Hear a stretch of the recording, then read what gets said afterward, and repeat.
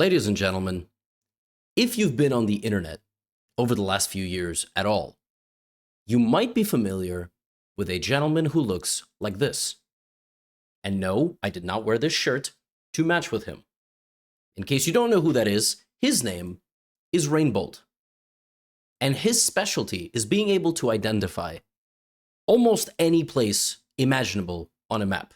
He specializes in Geoguessr and identifying locations on the planet in just a fraction of a second.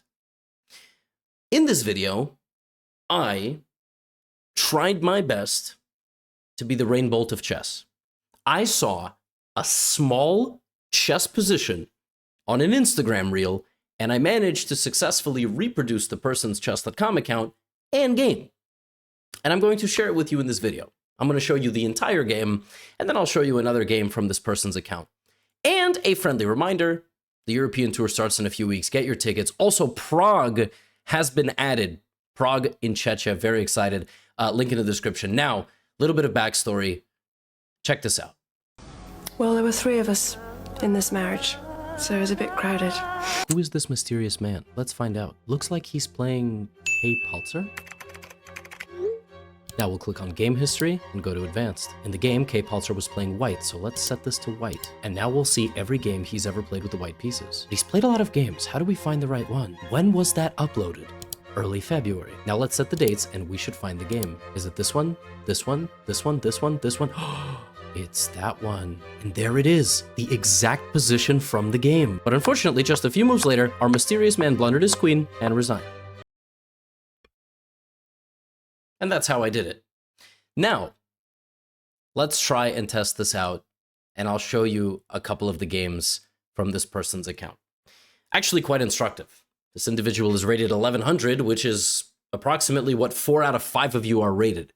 Okay, so I'm about to do a little breakdown of these games.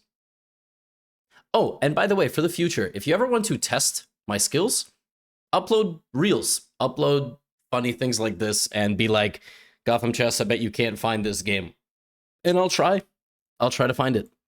Okay, this is the game in question, all right? The game that you see, the position that you see on the reel was roughly this position. It was, I believe, exactly this position. There's a moment there where our protagonist is hovering over the move queen to c4. We're going to look at this game, and then we are going to look at the second game. And this is a game that actually they won. This was a game that, as you saw from the reel, they lost. So white opened up with e4 in this game. Black played the move e5, knight f3, knight c6, and white played d4. This is the Scotch opening. Excuse me.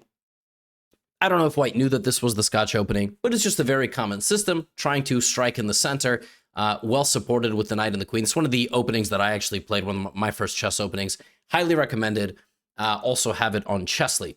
You should generally take, like, if there's a central pawn trade being offered in chess, it's very frequent that you should really take. Sometimes you can push, but you generally shouldn't ignore.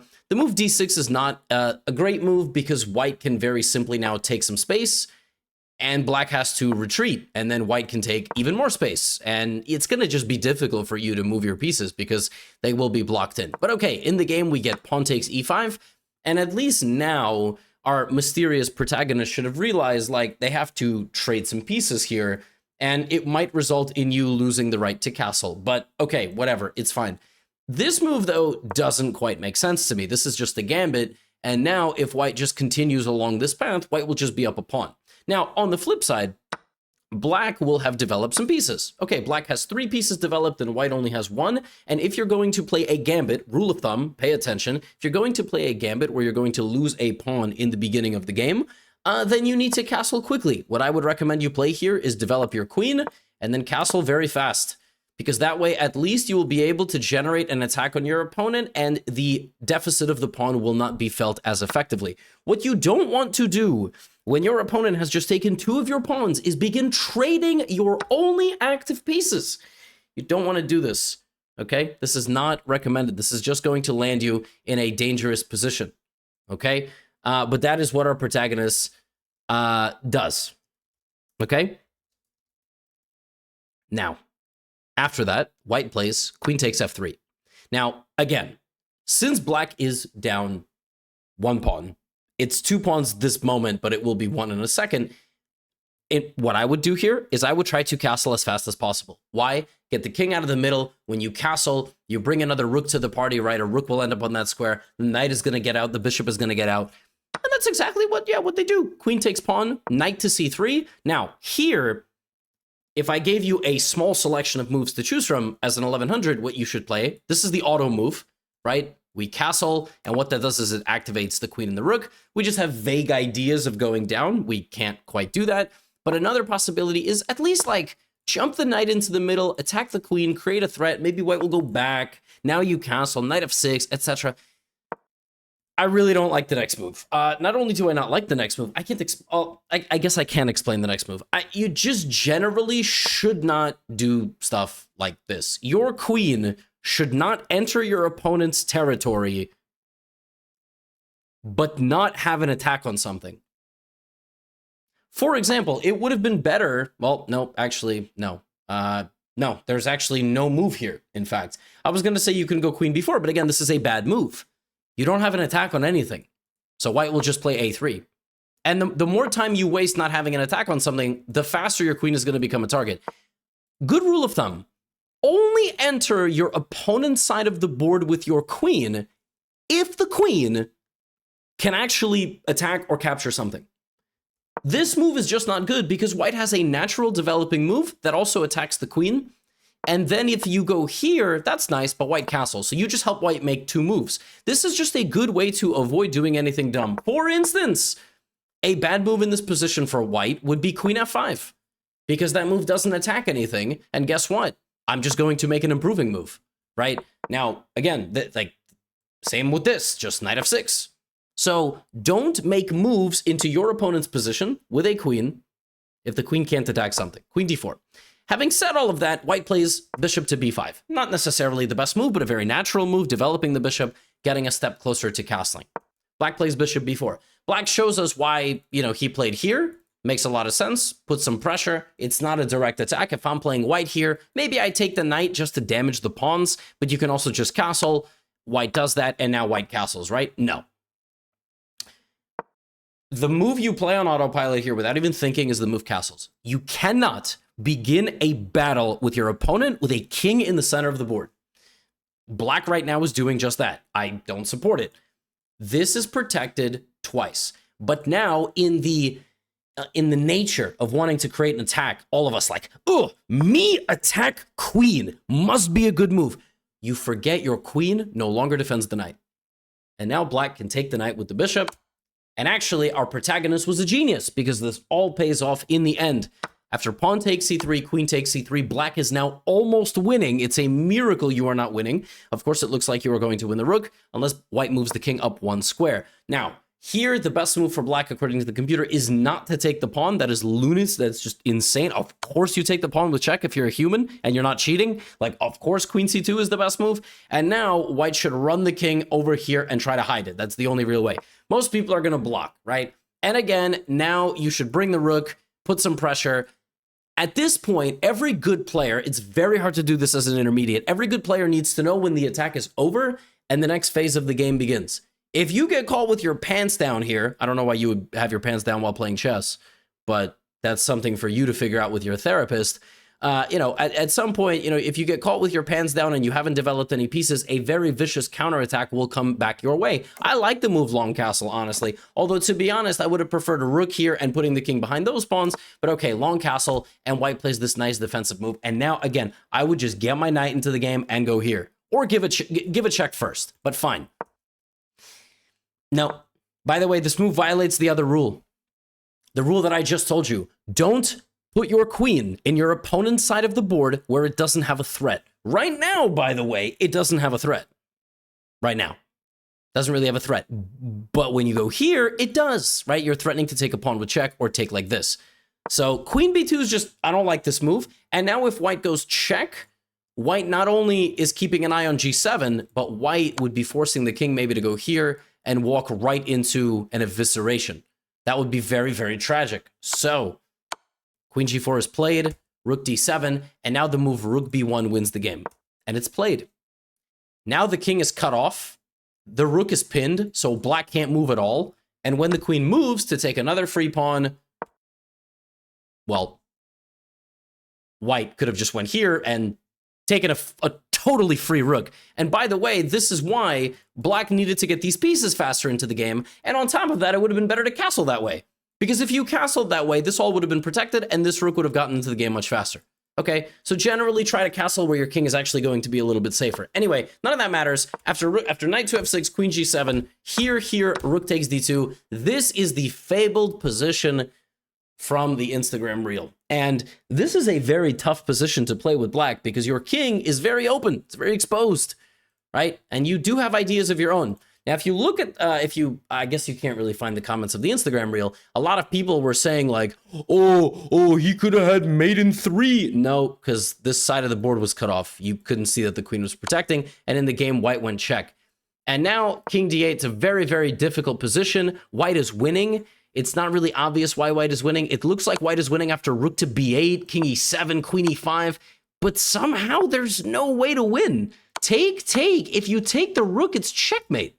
The white king is actually pretty weak. It's a very, very tough and sharp position, but this move sets up a skewer, and the only way to get out of this is to run with the king.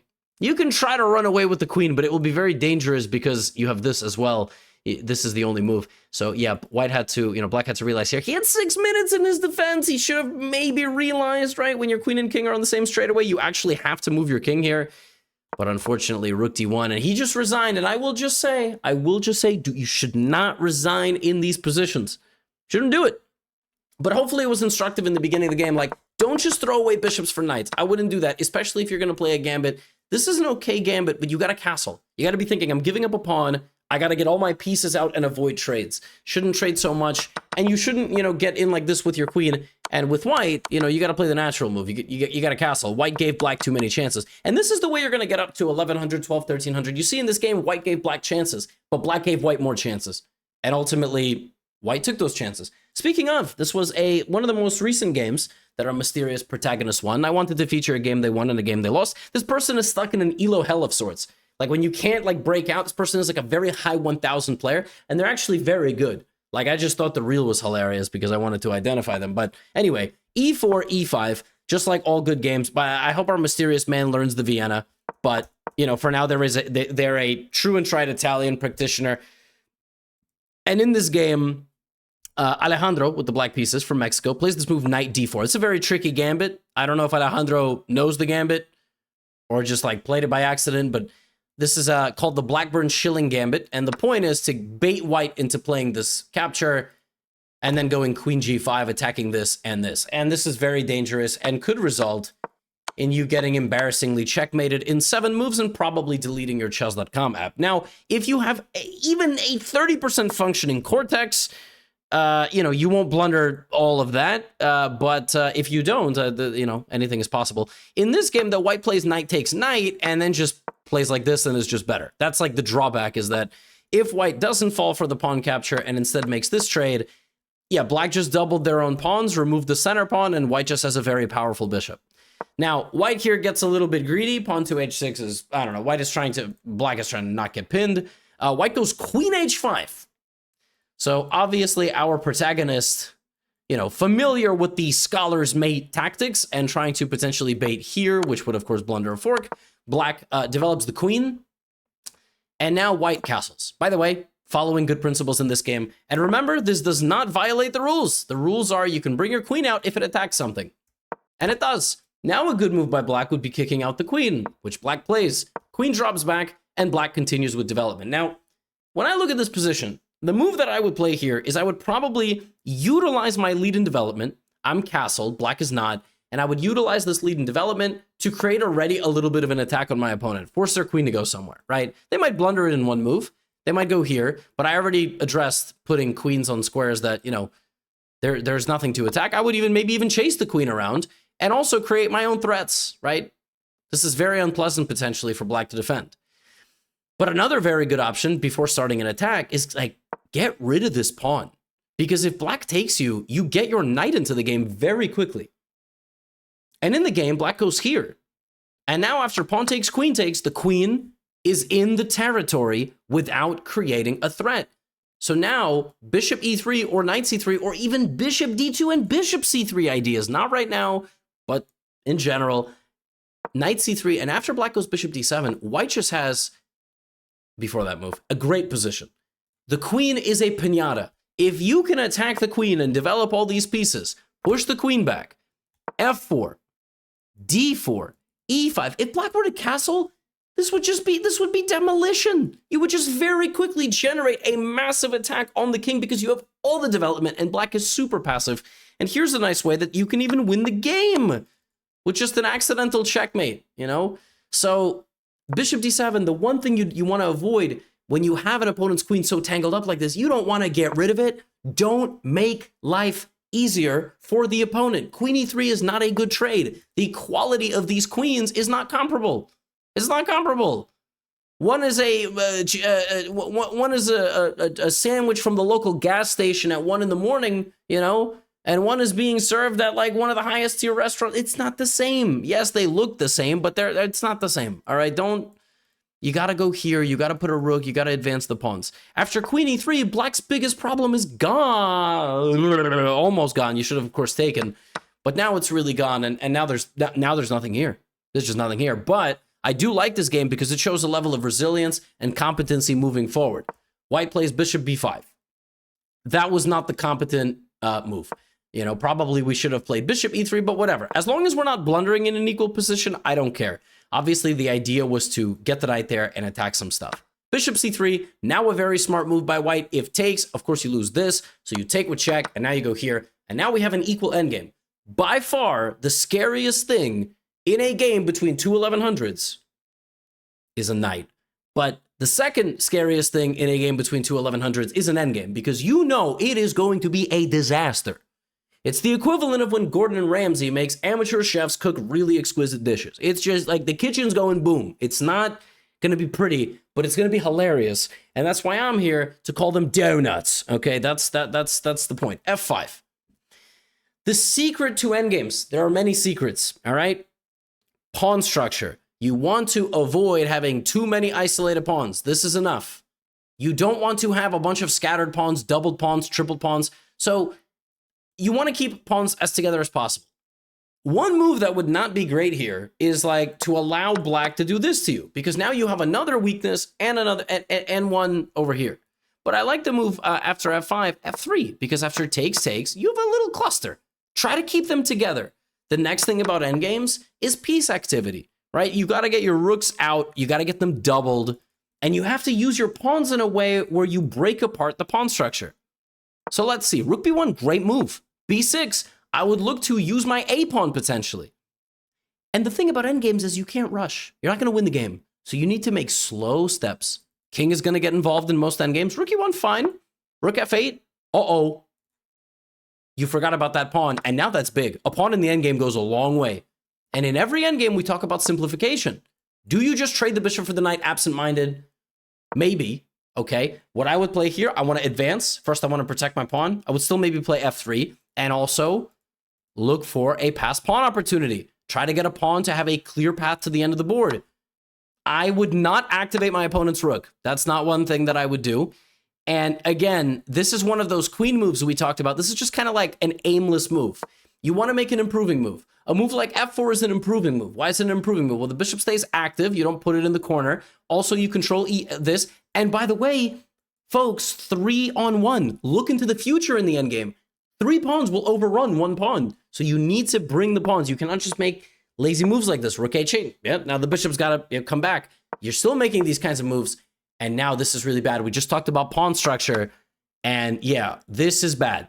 White does not feel like they are up a pawn right now. They got these really ugly pawns, and black is just going to go hunting. What black can do is slowly begin the improvement process, and immediately you trade off the weakness. That was a weakness, and immediately you got rid of it, right? And now white is just doing fine. Black continues to make some progress in this position. I don't know why you didn't bring the king more active. I don't know why it's going laterally. We try to make progress. If I'm playing white here, I try to trade this pawn, and now I have a 2-on-0. So I'm going to begin bringing that 2 up the board. but instead we have rook b2. Intermediate endgames are crazy. Black is just kind of moving the... I don't even know what Black's king is doing. Black's king just went out on the patio. Just over there. Maybe he's going to have a vape. I don't know. f3. Rook d4. Okay. You see, the problem with this move is that you only have one pawn moving up the board, whereas if you took, you would have had two pawns going up the board. Okay. Only one pawn going up the board. f6. Great, though. Excellent progress. Now, imagine we got rid of this pawn and we just got an avalanche. Black would be totally lost. So we got to go after that pawn. We got to get rid of that pawn. How are we going to do that? We got to get rid of that pawn. Excellent. Now, Black is making counterplay, but we won the pawn. Now we have 3. 3 on nothing. King moves up the board. Why would Black not take a free pawn here?